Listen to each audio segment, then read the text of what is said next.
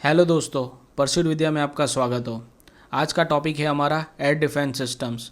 आप लोगों को पता ही है कि कैसे S-400 मिसाइल डिफेंस सिस्टम्स का यूज़ करके भारत ने पाकिस्तान के एयरक्राफ्ट, ड्रोन्स एवं मिसाइल्स को हिट करके उनको न्यूट्रलाइज किया है।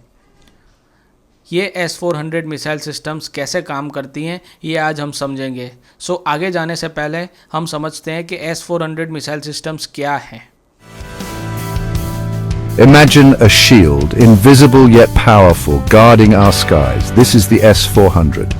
A marvel of modern engineering, it stands ready to protect us from threats from above. The S-400 is a sophisticated air defense system. Its purpose is clear: to safeguard our world. This system is a testament to human ingenuity. It reminds us that even in the face of danger, we strive to protect ourselves. The S-400 represents our commitment to a safer future. आइए दोस्तों, अब हम समझते हैं air defence के जो 3 important pillars हैं जिसके प्रिंसिपल्स पे एयर डिफेंस सिस्टम्स जो है वो न्यूट्रलाइज करती है अपोजिशंस के थ्रेट्स को। तो पहला प्रिंसिपल है डिटेक्शंस। आपने देखा ही होगा कि S-400 मिसाइल की जो व्हीकल होती है उसमें रेडार्स जॉइंट होते हैं और ये रेडार्स इलेक्ट्रोमैग्नेटिक वेव्स को एमिट करते हैं जिससे थ्रेट्स को आइडेंटिफाई किया जाता है। जो थ्रेट्स हैं उनको इलेक्ट्रोमैग्नेटिक वेव्स हिट करती हैं और फिर वो रिफ्लेक्ट बैक होती हैं और फिर जो ट्रैकिंग सिस्टम्स होता है वो इन रिफ्लेक्टेड इलेक्ट्रोमैग्नेटिक वेव्स को आइडेंटिफाई करती हैं। तो ये आइडेंटिफिकेशंस डिफरेंट तरीके से होता है, जैसे रडार से भी होता है या फिर इंफ्रारेड कैमरा से भी होता है या फिर लेज़र रेंज फाइंडर से होता है। और इससे पता क्या चलता है, इससे हमें ऑब्जेक्ट के डिस्टेंस का पता चलता है, उसकी स्पीड का पता चलता है और उसके नेचर का पता चलता है, जैसे कि वो एयरक्राफ्ट है या तो फिर कोई मिसाइल है या तो फिर कोई ड्रोन है। और इसके डिपेंडेंस से फिर हमें फाइनल स्टेप लिया जाता है, जैसे डिटेक्शन हो जाए, ट्रैकिंग हो जाए, उसके बाद हमें सब कुछ पता चल जाता है कि ऑब्जेक्ट कौन सा है और फिर हम इंटरसेप्शन करते हैं। तो इंटरसेप्शन के प्रिंसिपल में क्या होता है, जो डिफेंस सिस्टम्स है वो एक्टिवेट हो जाती है और उसके कारण डिफरेंट मिसाइल्स एक्टिवेट होने के कारण वो ऑटोमेटिकली लॉन्च हो जाती है और फिर अपोजिशन के थ्रेट को न्यूट्रलाइज करने में मदद रूप साबित होती है। और अगर इन तीनों प्रिंसिपल्स को साथ में काम करना है, कोहेसिव मैनर में काम करना है, तो सबसे क्रूशियल है वो है कमांड कंट्रोल और कम्युनिकेशन सेंटर।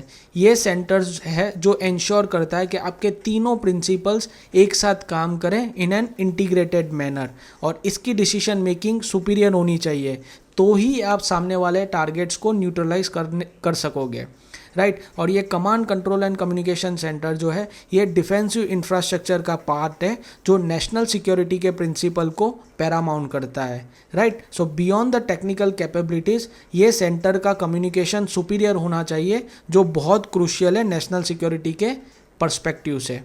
आइए अब हम इसको ग्राफिकल व्यू से समझते हैं। Before the S-400 can act, it must first see.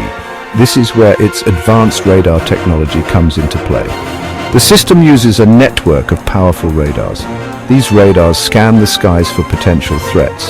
Think of these radars as the eyes of a watchful guardian. They can detect objects hundreds of kilometers away. They can distinguish between friendly and hostile aircraft. They provide a clear picture of the airspace.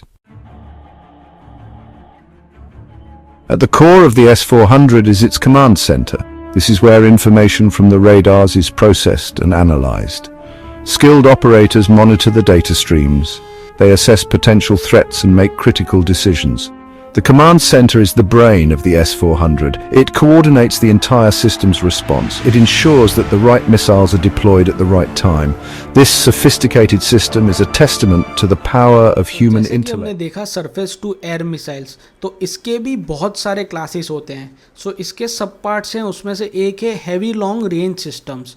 ये missiles होती हैं, बहुत heavy होती हैं और ये fixed होती हैं एक ही जगह, यहाँ तो फिर सेमी मोबाइल होती हैं और इनकी जो रेंज होती है ना ये हंड्रेड्स ऑफ किलोमीटर्स होती हैं। Even you can say 2000-3000 kilometre तक भी ये टारगेट कर सकती हैं।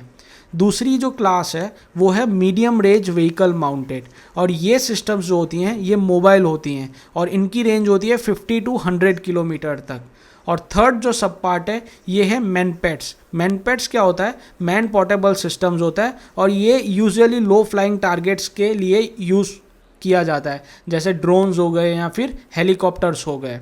और इंडिया का जो आर्सेनल है इसमें सभी चीज़ें हैं, जैसे आकाश हो गई, बराक हो गई, S-400 सिस्टम्स हो गई। तो ये सभी चीज़ें पर्टिकुलर पर्पस सर्व करते हैं डिफेंसिव पर्पस के लिए। Okay, so the question arises कि S-400 मिसाइल डिफेंस सिस्टम्स के अलावा हमारे पास कौन सी इंटरसेप्शन मेथड्स हैं। सो उनमें से सबसे पहले आता है फाइटर एयरक्राफ्ट। सो फाइटर एयरक्राफ्ट के पास हमारे पास बहुत सारी आर्सेनल्स हैं, जैसे सुखोई हो गया, या फिर MiG-29 हो गया, MiG-21 हो गया, तेजस हो गया, और रिसेंटली हमने जो फ्रांस से लिया है रफेल। तो ये सभी एनिमी एयरक्राफ्ट को न्यूट्रलाइज करने में मदद रूप साबित होते हैं। इसके अलावा सरफेस टू एयर मिसाइल्स भी बहुत ही इंपॉर्टेंट रोल प्ले करती हैं, और ये सब मिसाइल्स फाइटर्स को, हेलीकॉप्टर्स को और मिसाइल्स को टारगेट करने में बहुत ही काम आती हैं। और ये मिसाइल्स रडार, इंफ्रारेड सिस्टम या फिर लेज़र गाइडेंस सिस्टम्स की मदद से टारगेट को न्यूट्रलाइज करती हैं। इसके बाद the most important thing is that anti aircraft artillery. Anti aircraft artillery जो हैं ये रैपिडली शेल्स को फायर करती हैं at a speed of around 1000 rounds पर मिनट, और इतनी स्पीड से इससे कोई भी नहीं बच पाता, और ये बहुत इंपॉर्टेंट है। आपने रिसेंटली वीडियो देखी होगी इंडिया पाकिस्तान वॉर की, जहाँ पे एंटी एयरक्राफ्ट आर्टिलरी की मदद से फाइटर जेट को न्यूट्रलाइज किया गया था। इसके अलावा इलेक्ट्रॉनिक वेरफेयर सिस्टम्स होती हैं, इसमें इलेक्ट्रोमैग्नेटिक स्पेक्ट्रम का यूज़ करके एनिमीज़ के रडार और एनिमीज़ की टारगेटिंग सिस्टम्स को न्यूट्रलाइज किया जाता है। सो रिसेंटली जो पाकिस्तान की रडार सिस्टम्स को हिट किया था वो इलेक्ट्रॉनिक वेरफेयर सिस्टम्स की मदद से किया गया था। इसके साथ साथ भारत ने इजरायली मेड IAI हेरोप ड्रोन्स को भी डिप्लॉय किया है पाकिस्तान एयर डिफेंस सिस्टम्स के अगेंस्ट में।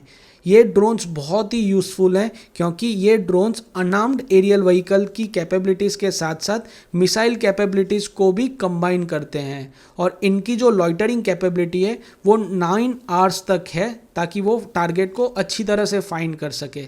लॉइटरिंग कैपेबिलिटी यानी कितने समय तक ये ड्रोन्स हवा में रह सकते हैं टारगेट को फाइंड करने के लिए।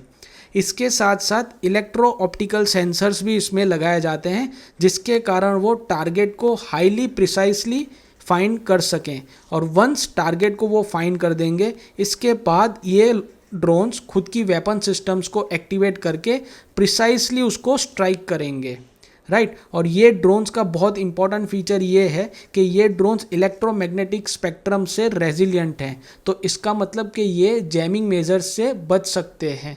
तो पाकिस्तान की एयर डिफेंस सिस्टम्स को चकमा देके ये ड्रोन्स अच्छी तरह से पाकिस्तान की एयर डिफेंस सिस्टम्स को ही न्यूट्रलाइज कर सकते हैं, और ये ड्रोन्स हमने इजराइल से परचेस किए हुए हैं। सो अगर हम इसके एडवांटेजेस की बात करें तो सबसे बड़ा एडवांटेज इसका है कि इसको एग्जैक्ट कोऑर्डिनेट्स की ज़रूर नहीं होती कोई भी टारगेट को न्यूट्रलाइज करने के लिए। तो जैसे हमने पहले बात की थी कि S-400 मिसाइल डिफेंस सिस्टम्स है या तो आकाश है, इनको एग्जैक्ट कोऑर्डिनेट्स की ज़रूरत होती है तो ही ये सामने वाले टारगेट्स को न्यूट्रलाइज कर सकते हैं। बट ये ड्रोन्स का एंड्योरेंस पीरियड है 9 घंटे, तो ये आकाश में रह के किसी भी वक्त किसी भी टारगेट को स्कैन करके न्यूट्रलाइज कर सकती है। सो ये सबसे बड़ा इसका एडवांटेज है।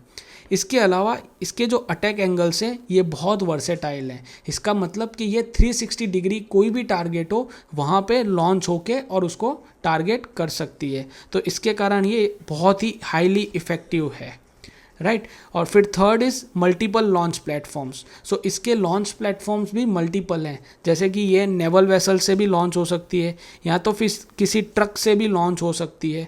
तो ये डाइवर्स टेरेंस और डाइवर्स एनवायरनमेंट में लॉन्च करने की कैपेबिलिटी इसकी है। इसके साथ साथ ये बहुत ही इफ़ेक्टिव है, जैसे इसका सक्सेस रेट जो है ये 98% इसका सक्सेस रेट है, ऐसा IAI क्लेम कर रही है, राइट। और ये सक्सेस रेट कहाँ पे किया गया है, तो hundreds of battle has been tested till now to proven its effectiveness. So अगर हम इसके स्ट्रैटेजिक इंपॉर्टेंस की बात करें तो सबसे बड़ा इंपॉर्टेंस है कि ये सिस्टम्स क्रिटिकल इंफ्रास्ट्रक्चर और सिविलियन एरियाज़ को प्रोटेक्ट करती है। अगर हम बात करें पाकिस्तान के अटैक की तो आज हज़ारों इंडियन सिटीजन्स की जान बची है just because of this air defence systems. So ये एनिमी एरियल अटैक्स को अच्छी तरह से न्यूट्रलाइज करने में बहुत ही इम्पोर्टेंस है। इसके साथ साथ एयर सुपीरियरिटी प्रिंसिपल्स को भी अपहोल्ड करती हैं, क्योंकि ये हमारी एयरफोर्स को अलाउ करती हैं कि वो फियर ऑफ एट्रिशन के फियर से बचें और ईजिली टारगेट करें पाकिस्तान के इंफ्रास्ट्रक्चर को।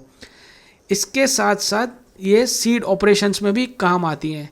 दैट इज सीड ऑपरेशन क्या है, तो suppression of the enemy air defence. तो जैसे हमने रडार सिस्टम्स पाकिस्तान के एयर बेसिस को न्यूट्रलाइज किया है, तो ये एयर डिफेंस सिस्टम्स के कारण ही किया है, क्योंकि ये सीड ऑपरेशंस इनेबल करते हैं कि हम डीप पाकिस्तान टेरिटरी में जाएं और उसको न्यूट्रलाइज करके आएँ, राइट। और ऑब्वियसली नेशनल सिक्योरिटी पैरामाउंट करती है, right? So America, Israel, Russia, they all operate and they become great powers only because of these air defense systems. So thank you for your patience. If you like the video, please subscribe to the channel and share the video as much as possible.